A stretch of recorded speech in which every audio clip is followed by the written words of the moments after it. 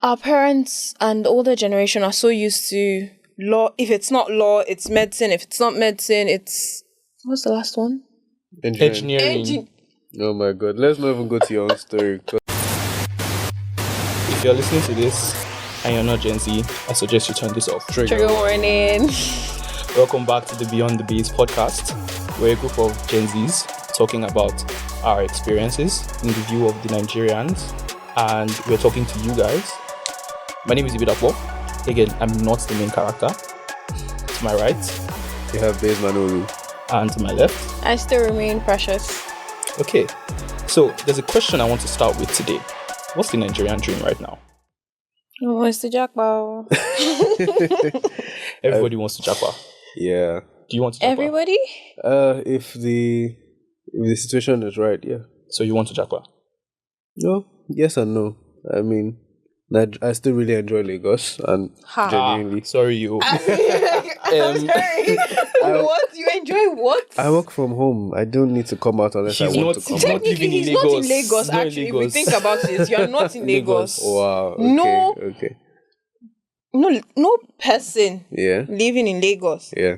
except the people that have, this Nigerian thing about exalting suffering. Yeah. We So worship people it. that have gone through that suffering for so long, Yeah. they tell me that, when you leave Lagos, you're actually going to miss Lagos. No, I will not miss the chaos. Over to you. Do you still want to Japa? Aside the working from home. Oh, of course. Well, I really call it Jackpot if I still plan to come back. It's still Jakbada. Japa. Yes. No, you say Jakbada. Jakbada. Then you Jakbada. What about you? Do you want to Japa? To be honest, I do not want to. I understand that everybody thinks the grass is greener on the other side. yeah. But like it was said by Adekunle Gold, I believe, if I embarrass myself, the grass is greener where you water it. Please tell me. Exactly. So Fair. I genuinely, if I'm going to go, it's maybe for I have a speaking engagement, to be honest, or I'm going for this youth GP foundation thing, global warming, global social advocacy, Social events, and come back home, because Nigeria is home. No matter how we want to paint it, I'm not ready to be paying $600 every month for rent as per room space. But I mean, that's what you pay Yaba.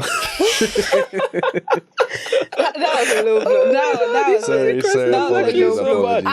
And to be honest, to be fair, it is for a year, not a month. Fair Okay. enough. Fair enough. I mean, it's quite ironic because this time last year I did want to Japa.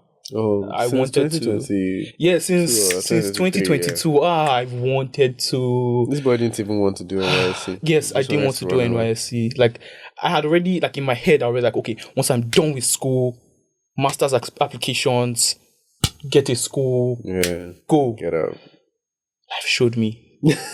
Said, you, sit down. I will humble you. I applied to 5 schools, didn't get into any. Oh, okay. Man, that hurt so badly. Sorry, man. But then, I started working. And even while I was working, I still wanted to go. And then, of course, I've had this love-hate relationship, right, with Nigeria.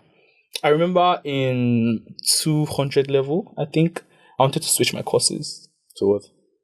I wanted to go and do law. From computer science to law. Yes. What was I really my need to know God. your thought process. Okay. Let's go back, because in JAM, no. I can say maybe work, you did other courses, Yeah, other other courses. subjects, so Maybe you just physics, freestyle. chemistry. Exactly. What did you write in JAM? Sorry. So I did chemistry, math, physics, and English. What is the requirement to study law? I have You no need idea. literature at least. Government, yeah. English.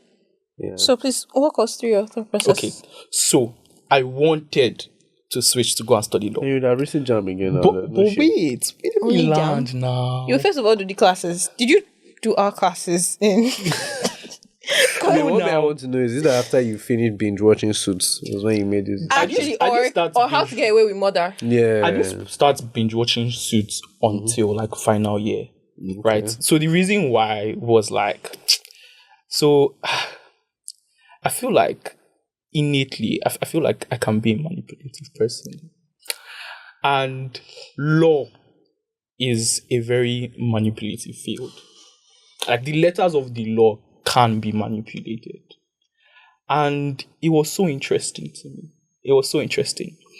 But then at that time, I was also I want Nigeria to be better.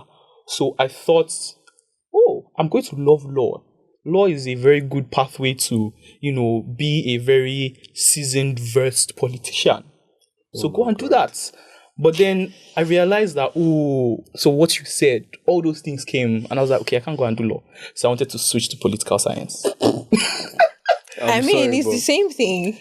Well, no, but like I could have, since I was already in uni, I could have switched courses. It's just that I would have gone back a year. I think what's even cute is how the mind works. 200 level, you're very young. Yeah, it's cute because you don't realize that. How many politicians in Nigeria actually study political science? How many? Actually, it's such a small mind. Even in other countries, right? It's not a prerequisite. Many of them, let's not lie, are not even so versed in a lot of the things. They just vibe their way through. We know how the country works. Let's not go into that, right? So, how many political science students from our set do you know are planning to go into politics? I've been actively practicing. At least have a political card. Half of them are in tech, half of them are in forex. The rest are. That is another Nigerian dream. If you look at it from another angle. Forex. No, tech. Tech? Tech is the new oil. I think tech is global. But to your question, I think the question you should ask is, how many political science students can I remember? Okay. I can't remember. The real question should be, how many political science students did we have? Yeah. Oh my God, you just mentioned the name of the school. So much for trying to be so discreet. Apologies. But I mean, people see us and know us already then. Well, I don't know. Funny enough, I couldn't tell the girls, but you always knew the boys. But that is very classist. No, not sexist? really. No, I mean, even like, sexist. you like in CU now. This is CU gist. You green tag girls, you could guess. That is profiling.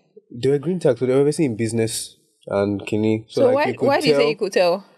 Like, you couldn't tell their specific course, but you knew the umbrella of courses they were. Especially when they brought that funky new lanyard, you could tell the difference. But you knew that it's either, you knew all the courses, economics, mass comm, all the likes. But the boys, you never really knew their specific courses. Like, how many guys did we graduate with? Till today, I don't know what this boy studied. But I know that at least he graduated. We thank God for his life, because some of them, he didn't look likely. Right? No shade intended. I'm sorry. I'm very sorry. I apologize on his behalf. You can drag him. Okay, fine. Right. But again, it's basically also the downturn of Nigerian educational system. Let me just pass and go. Right? How many people are even passionate about what they are studying? It's what my jump score could get me sometimes. Or this is the best option there is. Let's just do it. So you studying political science, unfortunately, might not have guaranteed you anything.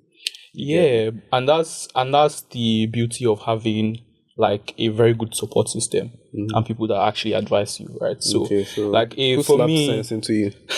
So let's not say who slapped sense into me, but like I have this uncle, right? He's actually one of the major players in who I turned out to be today, right? Because like I would say from SS1. I started hanging out with him a lot. And funny enough, a couple of weeks ago, we're having a conversation and he said that he preferred hanging out with like us, the kids, than the adults, because he had more intellectual conversations with the young ones than the adults. And usually in family settings, he would just sit with us and talk, right?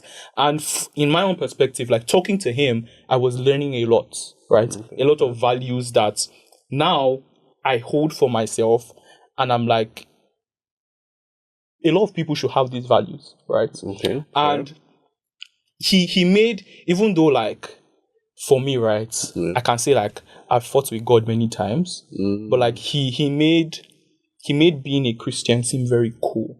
And that was one problem I had, right? Like if you grow up in Nigeria, right, and you grow up like seeing Christianity in Nigeria, you would think like being a Christian is not cool, right? And I think she agrees, but go on. No, finish. I mean, for me, so it's perspective. Okay, yes, but like I'm the type of person that I like cool. Like I like adrenaline. I like for the plot. Like that's the type of person I am, right? That's why he in one night you changed your plans to sleeping in VI because of woman you met. But go on. Yeah, that's. I forgot to ask in that episode. The woman that changed his plan, I believe she's a friend.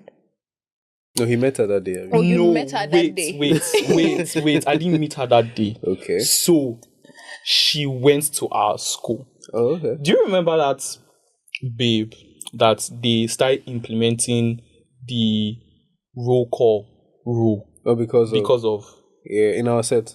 yes, Oh, yeah. She's the one. Interesting. Guess what? She did not show up for the party. I'm not surprised. I knew it ended in tears. I just did not want to be rude. Yeah, but yeah, back to what we were saying. So a lot of values that like I adopted, right, were from him, and I spoke to him about it. It was just a light conversation, and he talked sense into me, and it wasn't like he was trying to, how these things where like our parents, especially, I don't know how it is in other cultures, but like as a Yoruba person, I know I never really experienced it with my own parents, right? But like seeing other Yoruba parents, right, they kind of try to, because they're older than you and it seems like they are wiser than you, they try to tell you what to do. I don't think it's a culture thing. I think it's, or if we're even going to make it a culture thing, it's going to be an African thing. Yeah. Because like they would say, I can't say it in Yoruba and I'm not going to embarrass my generation. What the elder sees sitting or lying down, you as a child cannot see it from the mountain top. And there's also another one. You can never have as many rags as an adult, meaning they have the experiences to guide you. And while I try to understand that it's from a place of love, sometimes I feel like you should just let the fire burn the child. Sometimes it's not as a place of, it's not from a place of love. Sometimes it's just control. And like African adults have that thing, like that wanting to control. Trauma. Yes. Yeah, you can call it that. Like she said, it's love. Even when listen to most entrepreneurs, they tell you if you're starting a business, you're selling a product. Family and friends, don't put your mind there. You can try and convince them, but that's not your real market. It's because people that love you the most want to shield you from danger. Sometimes you are the danger they're trying to shield you from. Right? So it also happens with parents as well, especially when it comes to education and telling you what field to go to or discouraging you from what not to do. It's because they care about you so much that they see some of your shortcomings and believe that you might be too short-sighted to see these things. And apart from seeing your shortcomings, I also think it's a thing of loving you how they understand. Okay. Fair. So they are used to a certain type of love. Because, for example, there are some parents that believe in beating. So it is because, my life became better because my dad beat me. So maybe if I beat this other person, this child of mine, my child will actually turn out right. So it's more than control. I think it's because it is what they know. That is why we need reorientation in some things. Because another thing, while Baseman was speaking, there was something he said about the education system, and it's so narrow. I remember being in school and I saw this guy in marketing. We're in one of the lecture halls, and I'm like, oh my god, I wasn't so wise. I looked at him and I'm like, why are you studying marketing? Anybody can be a marketer. But working in Marcoms, let anybody come and say that thing to me first. So it's that thing where our parents and the older generation are so used to law. If it's not law, it's medicine. If it's not medicine, it's... What's the last one? Engineering. Oh my god, let's not even go to your own story, because I remember in school this my god, they wanted to change course like 10 times. And you're dragging me for wanting to change course. No, to be honest, I wanted to change from secondary school. Okay. Yes.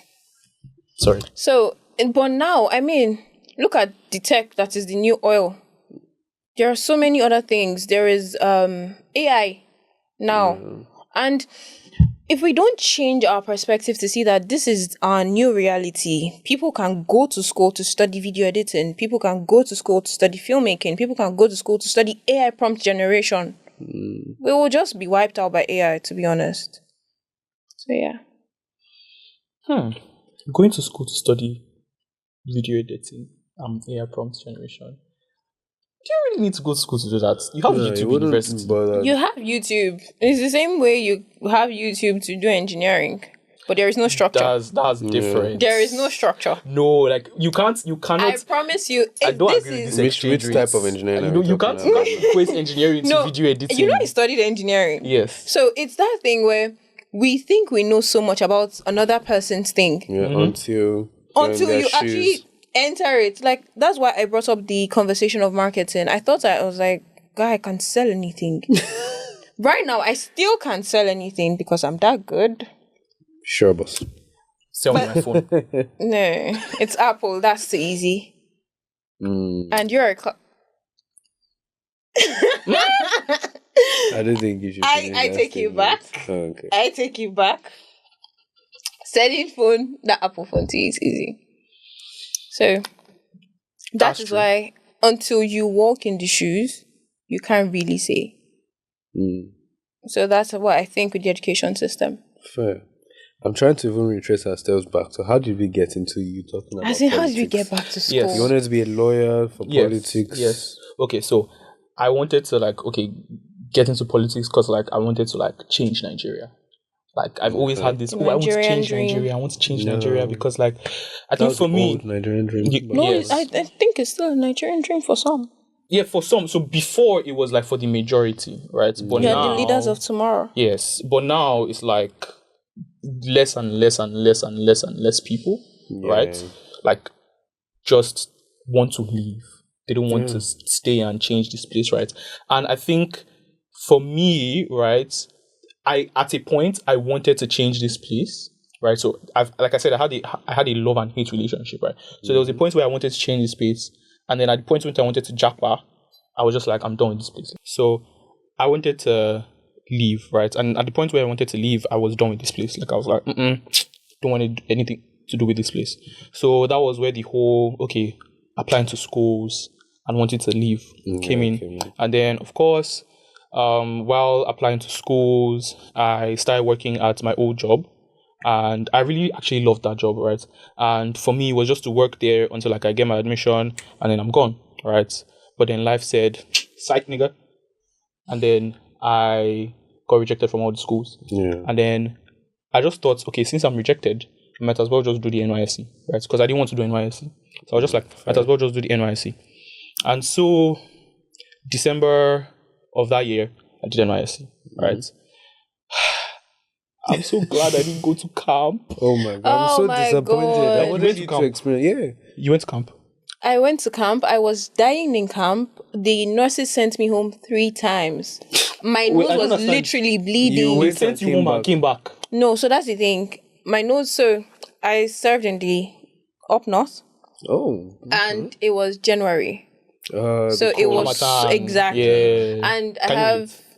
Yeah, it was cold where I was at. I have... have you experienced the northern Hamatan? Have you experienced it's different. It's dry. It's different. It's very dry. So, and coming from...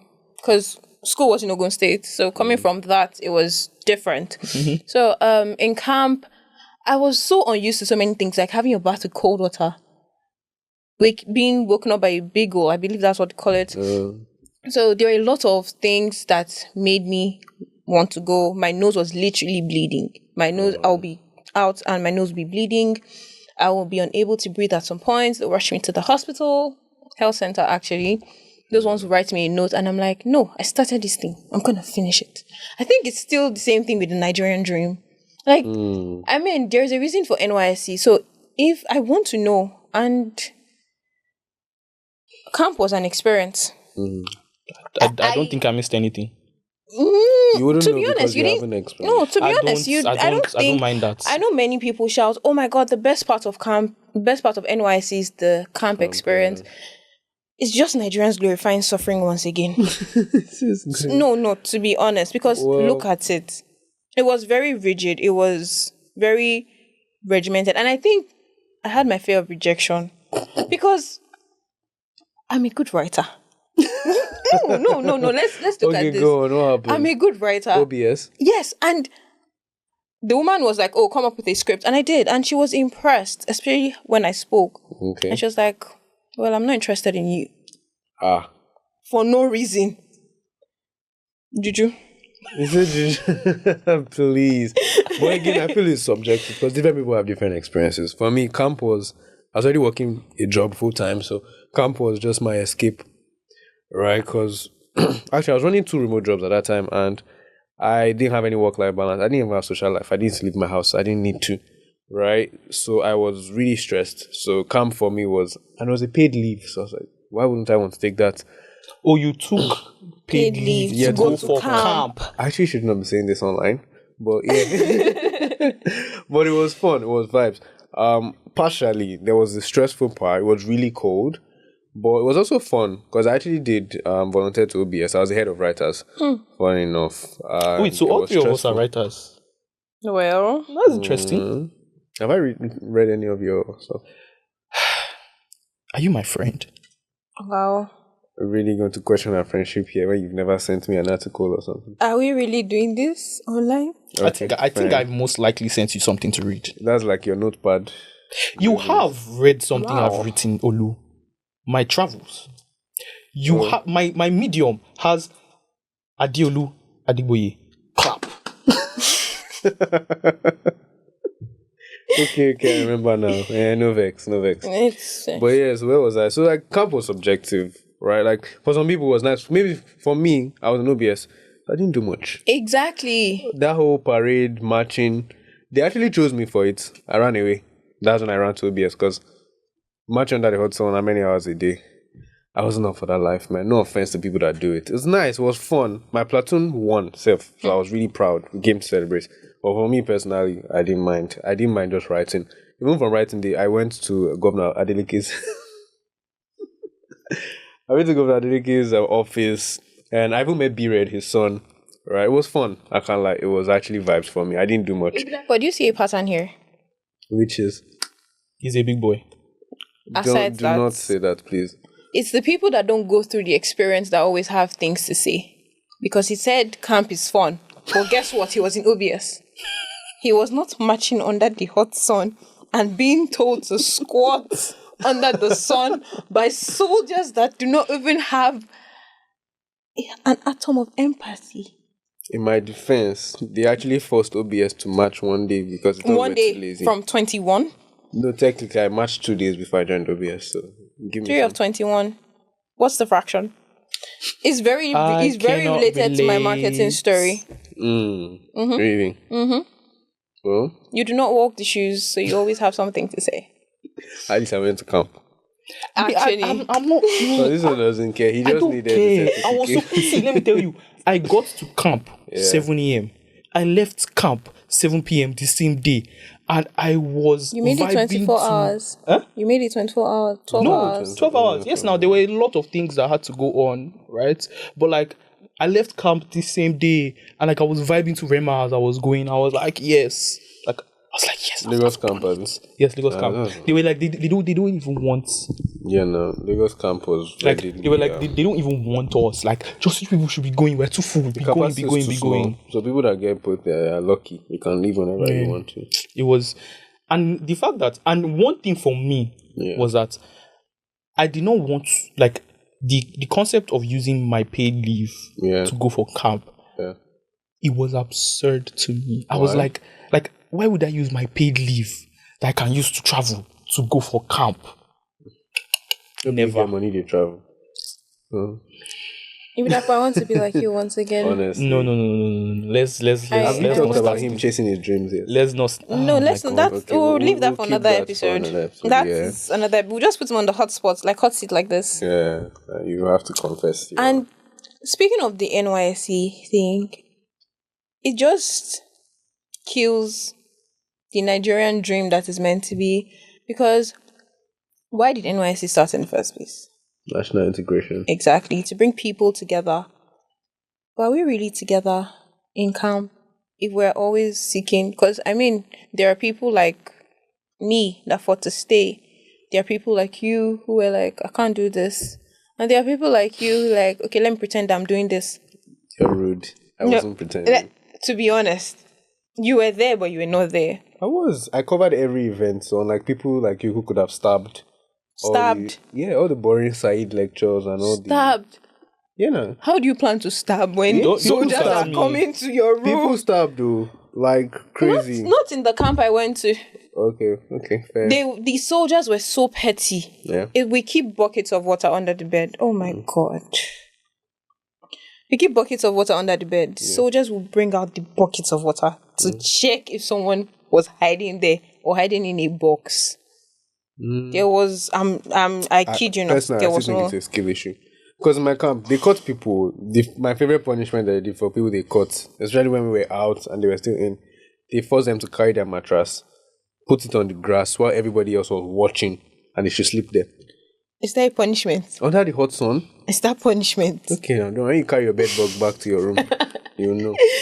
But yeah, but I think people went through all this. It was okay. I didn't. So there was the stressful part. Camp is stressful. Camp is very stressful. Like but there are some memories you can make. There are people you meet. There are conversations you have. I meet people in church. I meet people at outings. I meet people when I go to anywhere. But they're all within your socioeconomic line. They're all with like the similar socioeconomic status. You are going to meet people from Kano or Kaduna who have come from maybe 3 generations of family wealth to people from the East who have run crazy businesses that are half your age. Doesn't make any sense. Right? That was the entire point of NYSC. I feel NYSC is like The Walking Dead. Some arms work, but other arms are completely redundant and unnecessary. Right? For a lot of people, NYSC has been an amazing way to get into like graduate trainee roles or even just basic get a job because they're tired of being at home. But for other people, it's a nuisance because they send you to the middle of nowhere to teach children who are not even interested in education. I think that teaching children is even better because I remember when I was not ready to serve, because I didn't go when my guys were going. Yeah. And my girl sent me her offer letter, and I'm like, okay, where's this? Yeah. I don't want to call the state. Okay. And she went there. Guys, guess where they sent her to? Where? Bush. At least if it's bush, you know they want to murder you. Police station? No. They took her to... It's not even a barn, because it's not yam. It's chicken feed. Chicken. I'm not joking. So they say your guy should be a farmer. Are you even a farmer? Because it's the feed. You're not tending to the chicken. Oh, yes. Factory worker. It's not even a factory. It's just a kiosk. It's just a kiosk that has a warehouse. CAC. I'm sure it has CAC. It does have CAC. And I'm like, oh my God. I think that's better than my friend that worked at an eatery. I think it was Mr. Biggs in the East. They were not stealing money and she was supposed to be the auditor. So the day, I think, what they call those guys that come to supervise, next came, she now took leave. So that when they catch people stealing money, they won't say it's her fault. She knew, but what would she do? Could she fight them for the beat ordinary copper? So you get like different experiences. Some are wild. Personally, some are unnecessary. Very the unnecessary. Suffering is unnecessary. I still have beef with ATS. I want local government for misplacing all my NYSC documents a month to my clearance. And they told me I could not clear for something that was their fault. Right? How do you tell us to leave? Why are we using paper files in 20? Anything 2000s, why are we using paper files? It's Nigeria. And I literally watched them throw away the previous set of files. At least they threw yours away. You didn't buy it with Akara also, yeah. Happened to my friend. He saw one of the documents in an Akara seller when he was buying it. So, like, it's sad. Like, you have a portal, maximize it. You can literally get an employer to send you the letter. They've signed it, they've documented everything to your email or whatever, rather than me having to carry a letter that could have easily even been forged. How many people forge clearance letter? I'm not dragging them. If I'm being honest. I'm not dragging them. Like, the struggle is real, but I mean, I can't drag them because I did not. My own was not forged. But you better mine wasn't forged. Exactly. Mine wasn't forged. But I'm saying like the stress and have to come to a long queue, thumbprint. NYSC just shows you a lot. It shows you the flaws of the system, but also shows you how a lot of Nigerians think. And you always question: did this person actually go to school? I asked that question a lot in camp. You asked that question a lot. No, to be honest, I asked that question a lot in camp. But I mean, technically, some of them actually didn't go to school. There was a journalist, I need to find the report, right? He went undercover, went to a school in Cotonou and bought a certificate because there are schools in Benin Republic. Yeah, they sell certificates. You even need to go. Bro, another like a month and a half, all the documentation was ready. He never attended a day in that school. And he took that certificate and went to NYSC. He did NYSC. He passed out. They didn't know. It shows you the flaw of the system. So, and now with all this, you really cannot blame the average Gen Z for wanting to leave the country, because if things as basic as wanting to integrate the nation is this flawed, why would I think my future is safe in you? Yeah, integration of nation is small. You drive in Lagos. Oh, you God, know don't go what there. it is when you see police. There's absolutely nothing wrong with your papers, with your car, but they will still stop you. What do they want? Happy weekend. It's a normal thing. From there, situations have escalated for so many people, especially when you're a young guy. You never know how the conversations go. NDLEA, so many cases of them incriminating people. I have a friend that he used to live in Ilorin before he moved to Lagos, right? And one of them, he entered a bus. They just kept crumbs of, I don't know if it was heroin or whatever, inside their nails. So when they catch people, they just try and slip bits of it in your pocket and they incriminate you like that, take you to the station. All they want is money. Law enforcement is not trustworthy. So many things are. Judiciary system gone. How many of them are really... So, like, there's no safety in your home country, which is alarming. Because you're going out to the world where you're also not necessarily safe. You'll constantly be reminded that You're not that's from not here. your home. Yeah. Right? But if you're also not safe in your own home, then I mean, for it's a me, gamble. I think that's why I'm now in a place where I don't want to leave because of what you said, right? That if you go out into the world, you know you're not safe, right? Mm-hmm. So, you know how in the last episode, I think we talked about charity beginning at home, Yes. right? So for me, it's now a case of everywhere else, I'm a second class citizen. Mm-hmm. Yeah. But here, I can get to the highest level of government here, right? And that's like my driving force. Not like I want to get to the highest level of government, right? But like, this place has to work. Because if it doesn't work, there's no other place I can call home. Yeah. Right? And I think the idea behind NYSC, the integration, the unity, like, I understand the idea. I like the idea because I realized that as a people, right? The type of tenacity Nigerians have, the type of work ethic, the type of innovation, the type of hustle mentality. Like, if we are united as a people, we would we're right now we're leading the global space, like putting Africa on the map in so many things, right? Entertainment, music, drama, like we're in front of the world, like in terms of Africa. Like people listen to like, oh, they like, if you ask them to like mention a country in Africa, Nigeria is most likely one of the first countries that they will mention. Is it Nigeria? I think they mentioned Lagos. Like, yeah, but like still, like again, it's still Nigerians. Like we are out there, right? So if already our people, our country is already on the global stage, right? And many times it's for the wrong reasons. Yep. If we as a people can start reorientating ourselves and start doing stuff to actually put good, positive things on the map for ourselves, and we work as a unit, we would be able to stand as a world superpower. There's something like I resonate with a lot, that Nigeria, like, we're the real life Wakanda. I find that hilarious, but go on. The reason why I say that is because we have the people and we have the resources to do a lot of things, right? We have natural resources in abundance. We have the people in abundance. Like, we should be told, yes, we've grown up with bad leadership. Our parents grew up with bad leadership.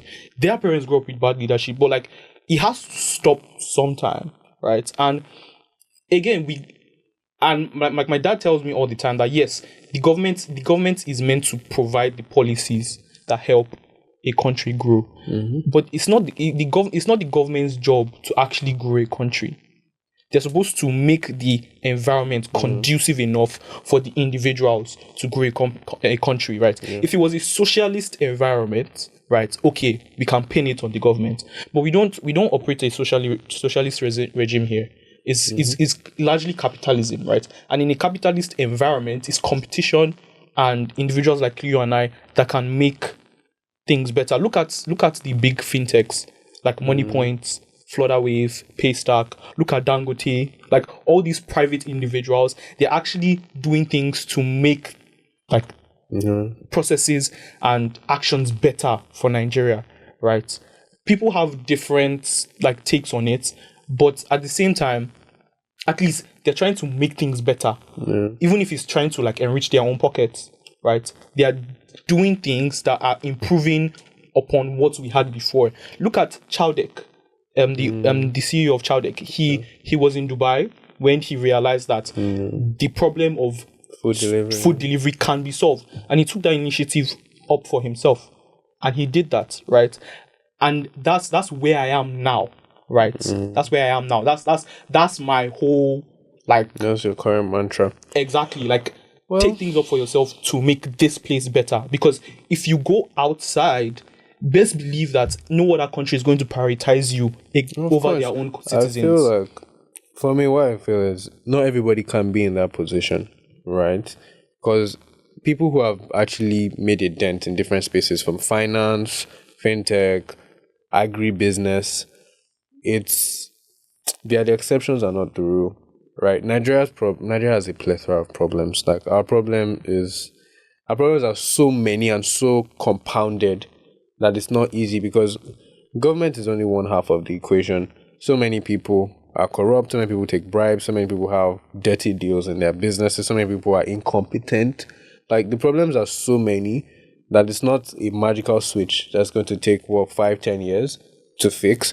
But in terms of the whole Japa pandemic, what I still strongly believe in is capacity building. For a lot of people, it's the right move to go out, get the exposure, get the influence, get even management and leadership experience from places where systems actually work, and then they can come back and implement it. But then if you go and come back, do you still meet the same state you left it at? That's the thing, like some people go, some people stay. It should be a healthy cycle. But the problem is too many people go out. Look at China. Look at Asia. Some of the best talents in US, in AI, are Chinese. They are immigrants, they are Indians, they are even Nigerians. But then many of them go back. Yeah, but do you get me? So the thing is that the Chinese, for instance, the Asians fund scholarships. So the Asians, for instance, right? You look at the Japanese, you look at the South Koreans, you look at the Chinese, right? They start from inculcating this type of values they want to see in their children. Of course, so by the time they reach the age to send them out, it's a no-brainer for them to come back. Of course, it's because, again, it's the value system of their people. That's why, for me, I feel the onus is still largely on the people, right? The government too, obviously, like, we know the depths of corruption and moral decadence that ravages our government, right? But the people themselves have to also do things.